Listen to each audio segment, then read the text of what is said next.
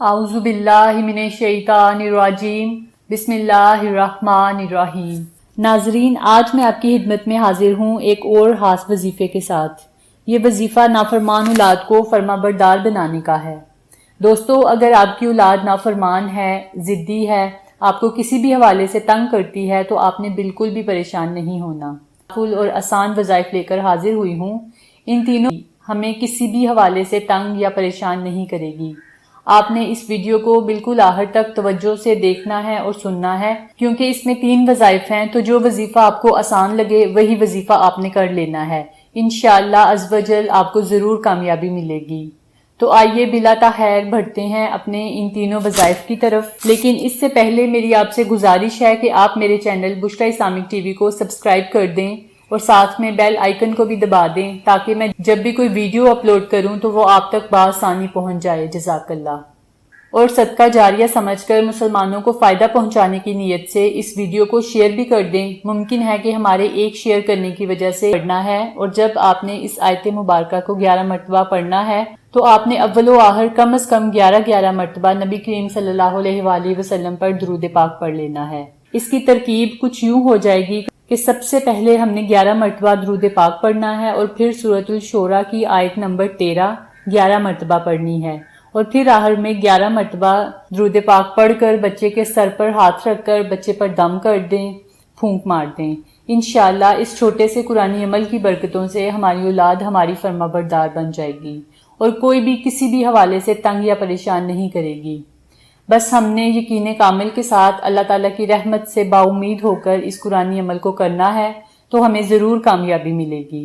دوستو، مزید وظائف کی طرف بڑھنے سے پہلے اس عمل کی مدت کے حوالے سے بھی آپ کو بتاتی چلوں کہ اس عمل کی مدت تحصول علاج ہے، یعنی جب تک ہمارے بچے فرما بردار نہ بن جائیں، جب تک ضد کرنا نہ چھوڑ دیں، تنگ کرنا نہ چھوڑ دیں، ہم نے روزانہ اس وظیفے کو کرتے رہنا ہے۔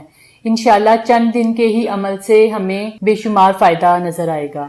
اور اگر ٹائمنگ کی بات کی جائے کہ ہم نے یہ وظیفہ کس ٹائم کرنا ہے تو اس کا کوئی خاص ٹائم نہیں ہے، آپ دن کو کر لیں یا رات کو کر لیں۔ امید کرتی ہوں کہ یہ پہلا وظیفہ آپ کو اچھا لگا ہوگا اور آپ کے لیے انشاءاللہ فائدہ مند بھی ثابت ہوگا۔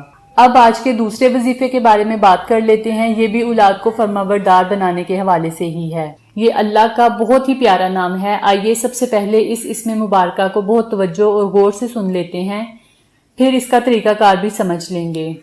یا شہیدو، تو جس کی اولاد نافرمان ہو، ضدی ہو، کہنا نہ مانتی ہو، تنگ کرتی ہو، تو اسے چاہیے کہ طلوع آفتاب سے پہلے، مطلب سورج نکلنے سے پہلے، جو بھی بچہ آپ کو تنگ کرتا ہے، ہاں وہ بچی ہے یا بچہ ہے، اس کی پیشانی پر آپ نے ہاتھ رکھنا ہے، پھر آسمان کی طرف اپنے چہرے کو کر لینا ہے، یعنی اپنا رخ آپ نے آسمان کی طرف کر لینا ہے، آسمان کی طرف آپ نے دیکھنا ہے، اور اسی دوران آپ نے اس اسم مبارکہ یا شہیدو صرف اور صرف 21 مرتبہ پڑھنا ہے۔ اور جب بھی آپ نے اس اسم مبارکہ کو پڑھنا ہے تو اول و آخر کم از کم 3 مرتبہ نبی کریم صلی اللہ علیہ وآلہ وسلم پر درود پاک پڑھ لینا ہے۔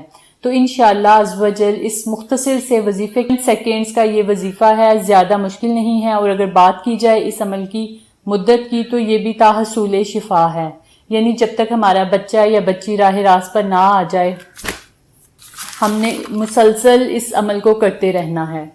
اور اب اپنے تیسرے اور آخری وظیفے کی طرف بڑھتے ہیں۔ اس عمل کی ترکیب کچھ یوں ہے کہ جب آپ کا نافرمان بچہ یا بچی سو رہے ہوں تو آپ نے صبح کے وقت یعنی نماز فجر کے وقت آپ نے یہ وظیفہ کرنا ہے۔